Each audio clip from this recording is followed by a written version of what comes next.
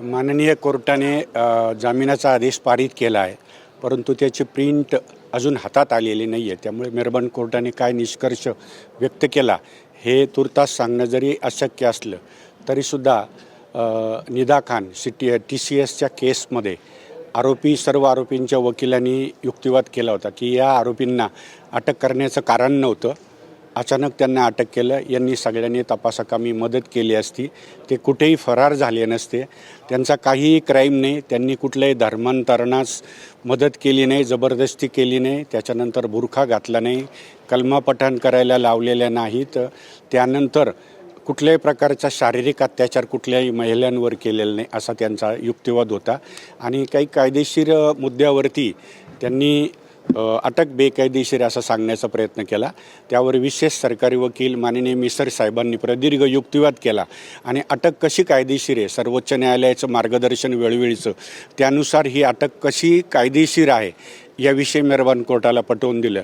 याच्यामध्ये सर्वात महत्त्वाचा एक मुद्दा असा होता की आरोपींना अटक करायची घाई काय, तर त्याविषयी असाही तर्क कोर्टापुढे सरकार पक्षातर्फे मांडण्यात आला की आरोपी निदा खान फरार झाली, तिला शोधायला महाराष्ट्राच्या पोलिसांना 40 दिवस लागले.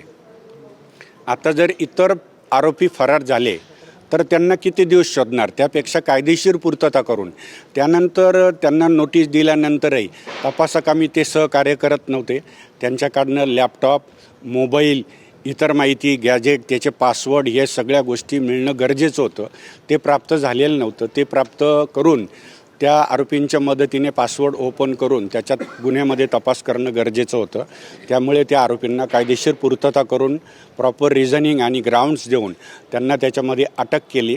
ती अटक योग्य होती हे कोर्टापुढे सरकार पक्षातर्फे मांडण्यात आलं. त्यानंतर याच्यातले सर्वात महत्त्वाचं अश्विनी चेनानी या ज्या आहेत त्यांनी या प्रकरणामध्ये जर सुरुवातीपासून दखल घेतली असती तर हा गुन्हा पुढे एवढा लांबला नसता. त्यांच्या वकिलांचा असा तर्क होता की आमच्याकडे कुठल्याही प्रकारच्या लेखी तक्रारी आल्या नाही, परंतु जो पॉश ॲक्ट आहे त्याच्या सेकंड प्रोव्हिजनमध्ये असे जर लेखी तक्रार दिल्या नाही तर त्यात तुम्ही लिहून घ्यायच्या, तशी व्यवस्था करायची. परंतु त्यांनी ते जाणून बुजून टाळलं. काही महिलांनी म्हणजे पीडितांनी त्यांना फोर्स केला, तर त्यांनी सांगितलं क्यों हायलाईट में आना चाहती हो, छोड दो ना, अशा पद्धतीचं सांगून त्यांना परावृत्त केलं. त्याच्यामुळे या आरोपी निर्डावले गेले आणि त्यानंतर त्यांनी अधिकाधिक त्रास द्यायला सुरुवात केली. त्यांना कळून चुकलं की अश्विनी चेनानी मॅडमनी आपल्याला इनडायरेक्टली प्रोटेक्शन दिलेलं आहे, ही ॲबेटमेंट आहे, आरोपींना सपोर्ट आहे, हा त्यांचा त्याच्यामध्ये गंभीर स्वरूपाचा गुन्हा झाला.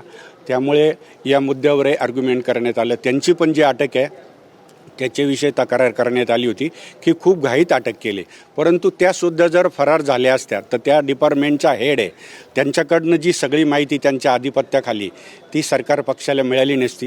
ही सर्व बाजू माननीय विशेष सरकारी वकील मिसर साहेबांनी पण मांडली. आम्ही पण त्याच्यात जेवढी होईल तेवढी बाजू मांडली. माननीय सर्वोच्च न्यायालयाचे निवाडे त्याच्यामध्ये दाखल केले आणि त्यानुसार आज माननीय कोर्टाने सर्व आरोपीचे जे जामीन अर्ज आहे ते सर्वच्या सर्व नामंजूर केले आहेत.